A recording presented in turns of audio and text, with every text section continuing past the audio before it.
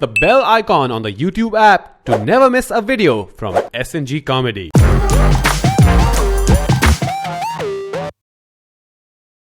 Hello and welcome to the big question with SnG Comedy. We are here with Veer Das, alright? We wanted to just start this episode with Kautuk's impression of Veer. Yeah. Before my balls dropped, apparently. Like that's No, so I have to explain this because I've never had the chance to. So I didn't like. So this is not planned. I didn't like practice this or anything. Like I used to sound like this. Okay. And you have to practice out of it. Yeah. And the girl I was dating, she's like, "Hey, you sound like this guy on TV." I said, "Who?" And she says, "He does news on the loose. Yeah. His name is Veer Das." So, and that's how I found out about Veer Das. And I emailed you. And I said, you were my intern. Yes, Like I was your intern. And he was mocking you behind your back. Yeah, I was like, someday. What's the deal with bosses? Like, I have to do the crazy hand and all of that. Dude, we make him do this everywhere and he gets huge laughs. But then I have to tell you what to say. So you look at the camera. Okay. Okay, just say, hello, I'm Veer Das. Hello, I'm Veer Das. The Bharatiya Janata Party. अब फट गई ना? अरे. It's a party trick. I don't do this. No, so the topic of conversation today, again, because a lot of people have asked us to talk about our favorite comedians. Yeah. So now since we have Veer, your favorite is comedian ever. And it's a tough choice. I only get one? No. I mean, you can have top three comedians of all time. Top three comedians, Eddie Izzard, Oh, nice. George Carlin, Johnny Lever.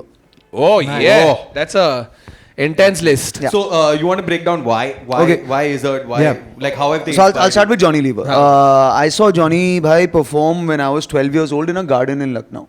You know the outdoor, with tabalchis and all of that stuff, that wo Hase Kavi Mukabla vibes happening. And I'd never seen anyone with that kind of crowd control.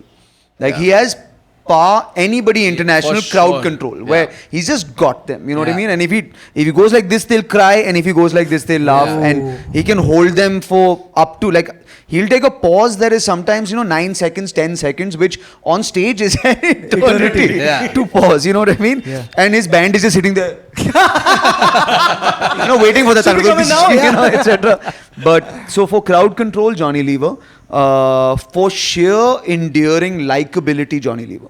Yeah, for sure. Where the minute that guy walks out on stage, he's not smug, he's not an asshole, he's homeboy made good. You are rooting for him every step of the way, right? Yeah. So for that, Johnny Lever. Eddie Izzard just for randomness. He just goes into these meandering thoughts. The thing is that what is great is he's got a simple thought, right? Yeah. The base of it is a thought we all agree with. Yeah. But the direction he takes it, our brains will just never go there. He just goes deeper and deeper and deeper. And he makes you feel like he did it on the spot. Yeah. Which is the genius of him, right? Where he's like, and tangerines and pants and butterflies and squirrels and something. But he's written every word of that shit.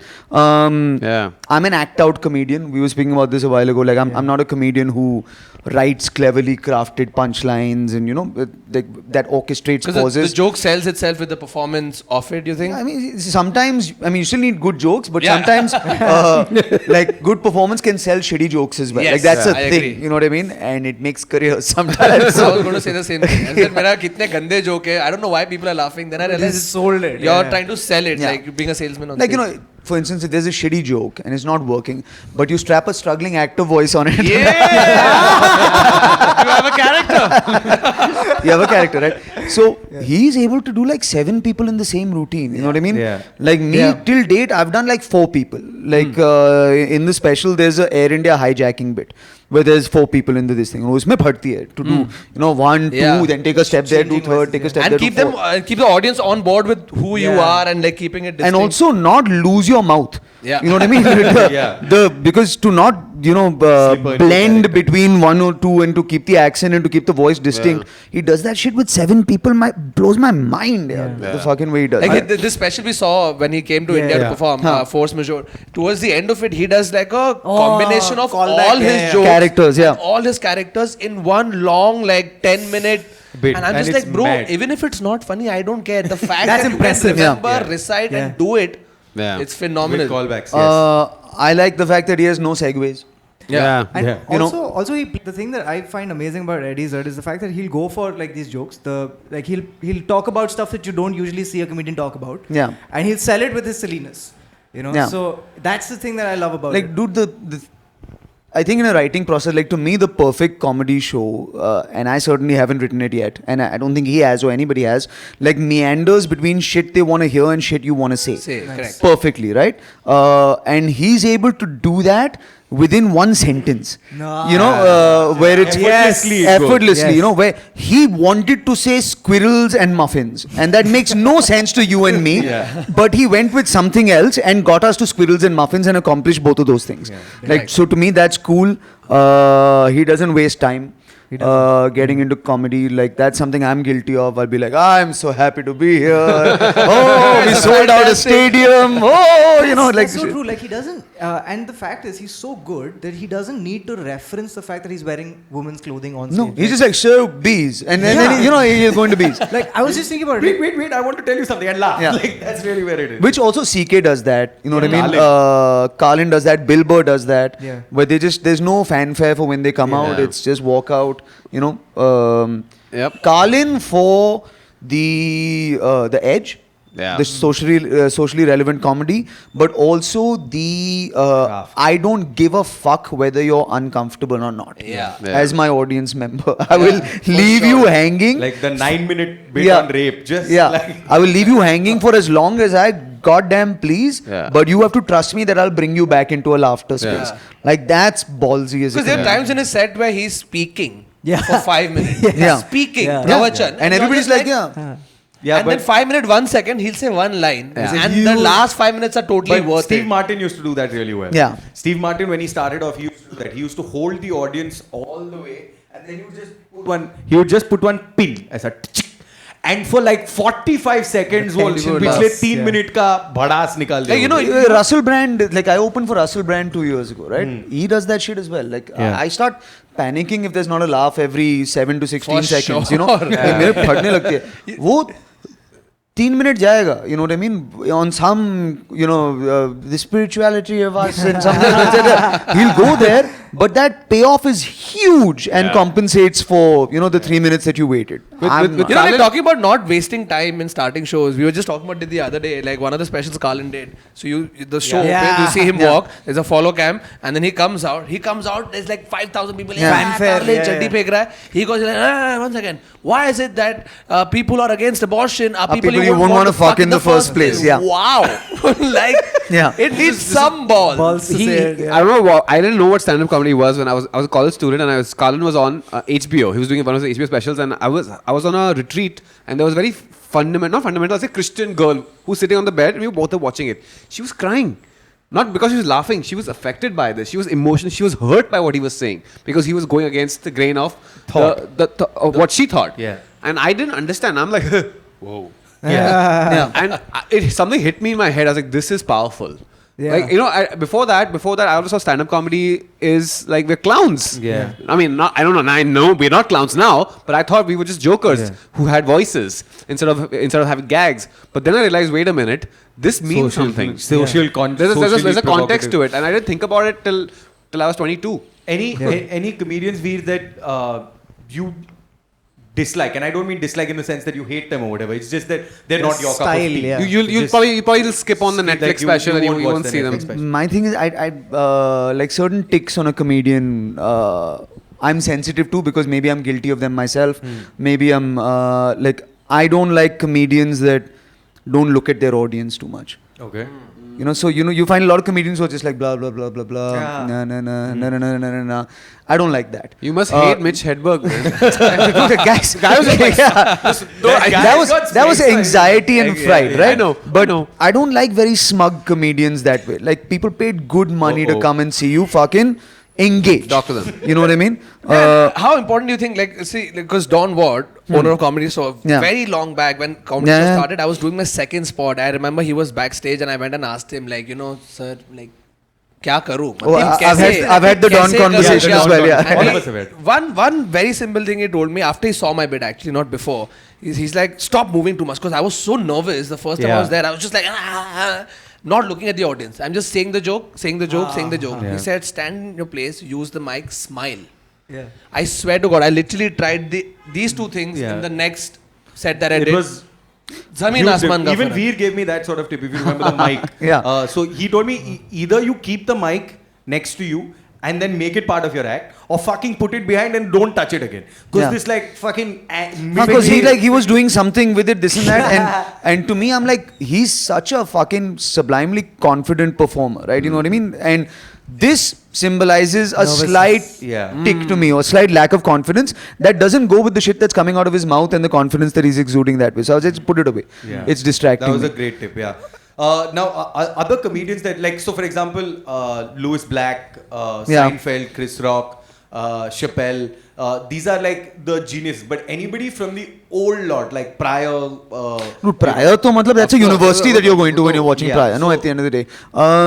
Is Pryor relevant even today? Yeah, For you? of course. Fuck yeah. Yeah, look, I think Pryor, Eddie Murphy may not be relevant today. Yes. Yeah. Pryor is relevant today. You know what I mean? Eddie Murphy, if you watch Raw and Delirious, like that dude would have had some blogs written about I think that's what great comedy is. Like, great comedy from the 70s. Gets better Like with when I watch Monty Python, like you still laugh at everything because it's just Carlin now. Yeah, in Carlin also. There's a article I was reading, and not Rockstar as much as like they were talking about Dave Chappelle being the last comedian where he brings everybody, the blacks, the whites, the Mexicans, the gays, the everybody, all plethora. Because he offends all of them. Sure, but he's the last, because what's happening in America, and you can correct me if I'm wrong here, is that it's becoming sort of regionalized, right? You have Mexican comedians for Mexican audience. Yeah. I'm guessing largely Indian audience came for your shows, or were you able to break through to? Mine changes from Friday to Sunday. So Friday will be mostly Indian, Sunday will be 50-50. But do you see that happening, that people are playing to, for example, a white comedian will have a white, and I'm maybe totally off. I disagree. Like, so the opening of my show when I play America is I have an Indian accent. This is the next hour of your lives. This doesn't change. I'm not doing a bit. I'm not impersonating a hilarious relative. There's no fucking Apu from The Simpsons joke. Nobody gonna get a hurt tonight. Alright, tonight will be a perspective, not a punchline. Alright, because that's a standard comedian trope, right? Where thank you, come again, laugh. It's funny how even the impression of that is also nobody changes that. But the minute you preface that context with Americans, they're amazing. They're like, okay. This guy can now talk about Obama. He can now talk about. You've taken all of that out of the. You've taken that out. There was this thing that I was talking to Pal about. I know Pal about this, which is that as Indians, we've obviously been lucky as well as unlucky in certain ways. Which is that, and I don't know if this is true, but because you've seen comedy all over the world and it evolved, you'll probably be able to identify with this. That as comedians, we write jokes. Our material is very like English and European comedians, but our delivery is very American, which is we almost force the punchline. So do you mean like we're drier but we're more performer thing? Yeah, I guess so. I think that's also true for a lot of the, like, so to me, I think one of the coolest things that's happening right now is edgy Hindi comedy. Yes. Yeah. Right? That's amazing. That's awesome to see. Right? Because that'll reach everybody. Then the world is your oyster. You know what I mean? Yeah. So guys like Zakir have broken through for that reason, because it's poignant, edgy Hindi comedy, right? So that kind of does what you're talking about as well, where Hindi comedy still needs to be more performance oriented, still needs to be a little more theatrical, but it's the driest form of Hindi comedy I've ever seen, and the most sarcastic form. So that way it's kind of cool, man. Okay, is there a special or a comedian special in particular that you've seen that has blown your mind and change you your were like, life? Yeah. Holy fuck, how did you do that? Like three of them I'll give you. Mike Birbiglia. Oh, nice. What a special. I forget what it was called. Sleepwalk with Me. Sleepwalk with Me was the special where he begins at the La Quinta Inn in YO something, Texas, etc. Like, to have narrative with comedy at that level, at story, that was fantastic to me. Patton Oswalt, Talking for Clapping. Of course. Great special. Brilliant special. Richard Pryor, Live on Sunset. Is a great special. And Dress to Kill, dude. Dress to Kill is yeah. Okay, I want to bring up a controversial. Oh, and the Bill Burr Black and White special. I don't know what that one was called. That's one of my favorite Bill Burr specials. Okay. I want to bring up. Nobody's talking about the Amy Schumer leather special, man. Come on, guys. Actually, a lot of people are. Nobody's talking about it for a reason. I want to bring up a controversial name. Yeah. Mr. Bill Cosby. Of course. Yeah. So as a comedic influence. Yeah. And big one for me. Yes. A behavior, not. Not so much. I mean, no. Even for me, when I saw himself, Yeah. that the special in its purity. Yeah. Is mad. Like I've seen him live, and for 3 hours he does that thing that Johnny Lever sort of has. Yeah. You know, that he's just held the audience. And he's sitting down. Yeah, he's sitting on a chair. A Yeah. 70-year-old dude just like almost Yeah. literally. Like you still love. Same even Carlin towards the end when he did that Yeah. special. Yeah. Carlin didn't sit down. No, he didn't. He No, stood no, up. but you like, could tell. He's old man. Oh. He's very No, old. but Carlin at the end didn't give a fuck. Yeah, yeah. Like, you know, for example, writing punchlines, fuck you. This is what I have to say shit. ranting. Yeah. Before Your I mom die- should die. Exactly. Before I die, this is what I'm getting through. Yeah. That's it. Fuck you. But look, dude, himself, that's the one with the dentist chair bit, yes, right? yes. Yeah. The, My I God. know, The dentist The Yeah. brushing your teeth, the Yeah. dentist chair. What a piece that is, man. Yeah. What a masterpiece that is. I still remember this very clearly. The first time I saw it was when I was in the States. I was eating, I'd seen Cosby specials, but I hadn't seen himself. Yeah. And I saw himself, and I was eating fried rice or some shit like that. And my friends told me, don't eat it. And I was eating it, and I remember there was a grain of rice that flew out of my nose. That's how much this man is. But dude, like he accomplished what a lot of guys who do very broad comedy are not able to accomplish. Yes. Like so, but like Cosby is very broad. Yeah. Everybody laughs. Seinfeld is very broad. Everybody will laugh, right? But to me, the test of a good comedian is: do you come off stage having laughed and also knowing who the guy is? Yeah. That's very important, right? So if you made me laugh for an hour and a half and I don't have a fucking clue about who you are or what your beliefs are, or I don't know something about you at the end of the show, Yeah. it wasn't a great When you're show, just saying Yeah. jokes. right? Yeah.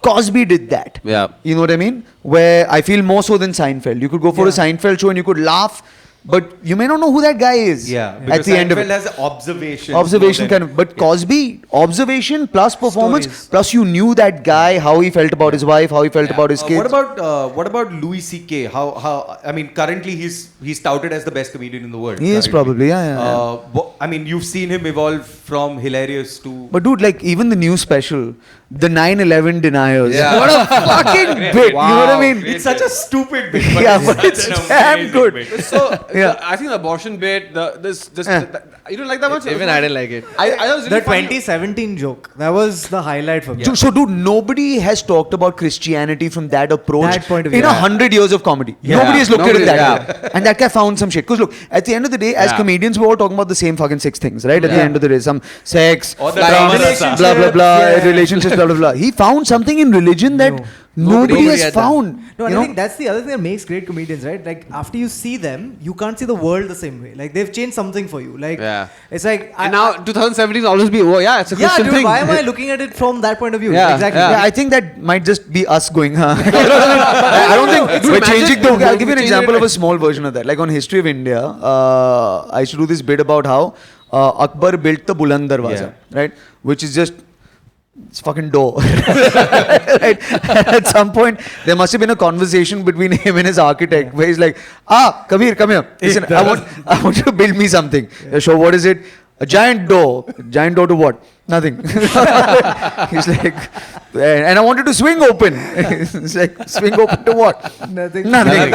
And he's like, this is good shit, Akbar. You know, and he goes into this bit where they both get high together or whatever. And then when I started doing the show, people would send me like selfies from the Buland Darwaza, just going, nothing. It was kind of cool. Who was the first ever comedian you watched?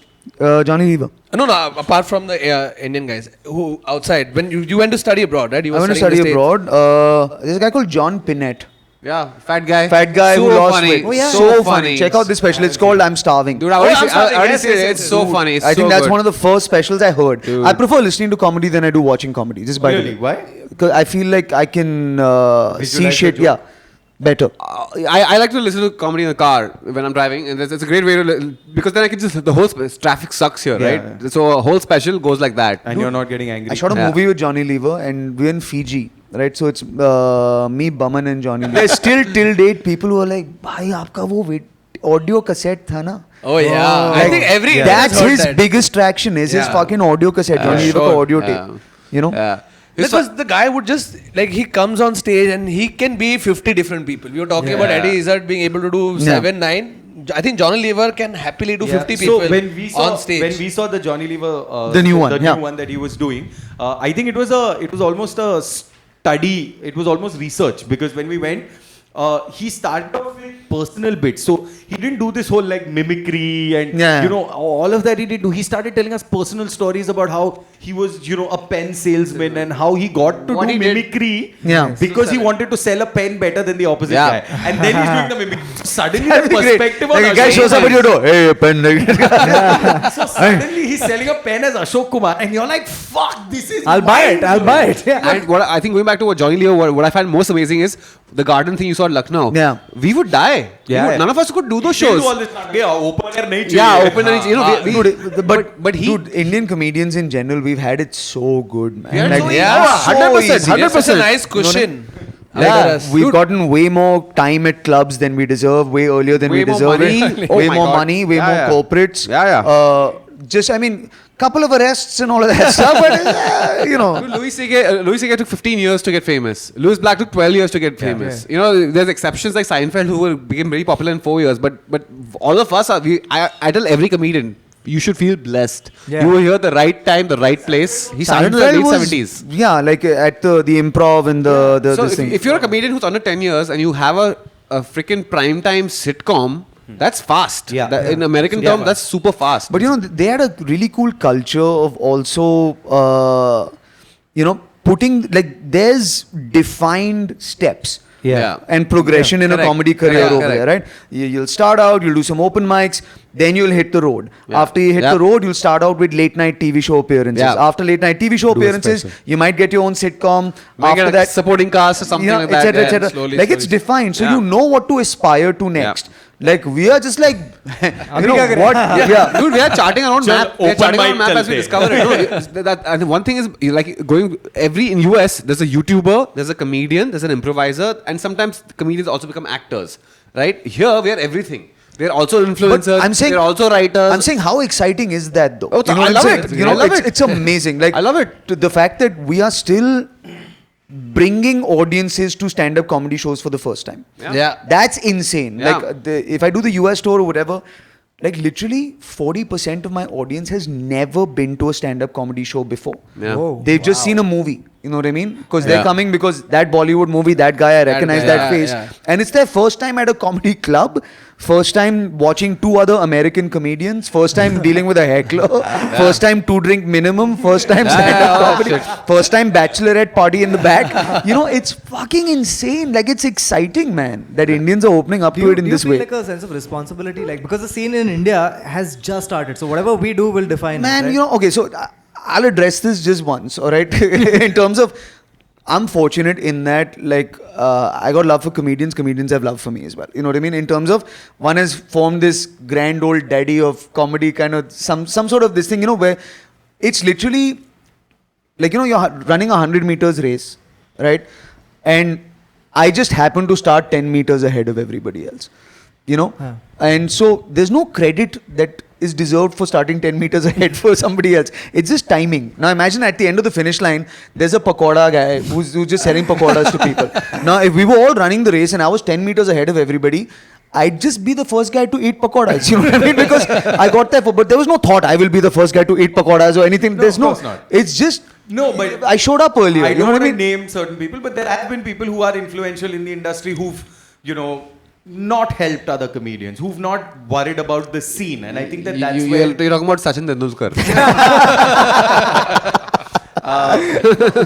who've been selfish and have not, you know, pushed the scene forward. But dude, look, it's a mixture of two things. Number one, what the fuck do I know outside of a room of comedians telling me that I'm shit?